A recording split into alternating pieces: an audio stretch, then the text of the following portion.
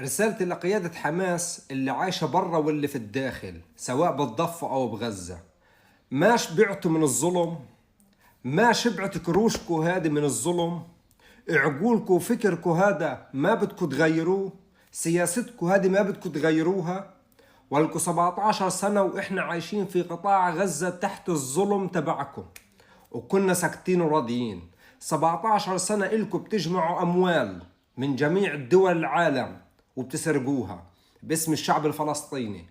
بنيتوا بيوت، بنيتوا مقرات، بنيتوا كل إشي، بنيتوا قصور في الخارج وفي الداخل.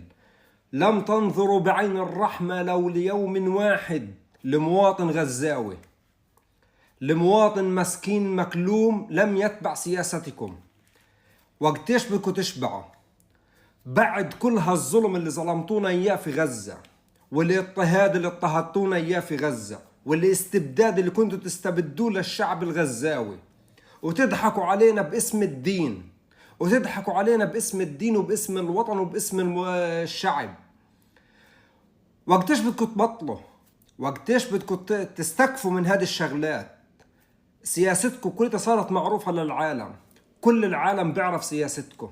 وفي الآخر بعد 18 سنة من الظلم الاستبدادي الحمساوي في غزة يفاجئوننا بيوم 7 أكتوبر.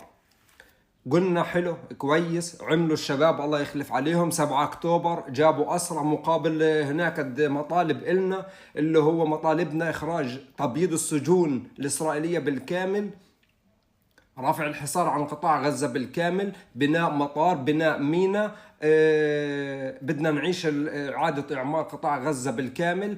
قلنا حلو الله يخلف عليهم وسقفنا لكم وقلنا معلش، فدى الدين وفدى الوطن وفدى الأقصى. نتفاجأ ما بعد هيك إنه الطوفان هذا للأسف الشديد مش عشان الأقصى، طلع عشان سليماني وإيران والشيعة. قلنا يلا مش مشكلة. أما سبته الشعب كمان يواجه آلات الموت بشتى أنواعها لوحده، وقلنا يلا فدى الوطن معلش. أما تصل المرحلة لهيك، أكتر من هيك شو ضايل بدكم؟ أكتر من هيك شو ضايل بدكم؟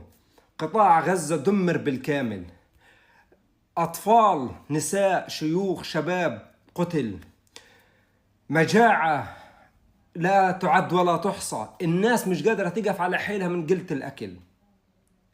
انتوا والاحتلال نفس الحاجة، انتوا والاحتلال وجهين لعملة واحدة. كفاية، كفاية يا حماس، كفاية يا ظلم حماس، بدنا نعيش. كفاية من شان الله. إذا في عندكم ذرة إنسانية، ما بدي أقولكم عندكم ذرة دين، إذا عندكم ذرة إنسانية ضايلة، تعتقوا شعب غزة لوجه الله، اعتقوا لوجه الله تعالى هيك. ما ضلش فينا حيل، وما ضلش في أهلنا حيل، ولا في حدا فيه حيل. لا تقول لي أنت متغرب وأنت مش، أنت برا وأنت مش برا. أنا أهلي كلهم في غزة. كفاية، كفاية من شان الله يا حماس.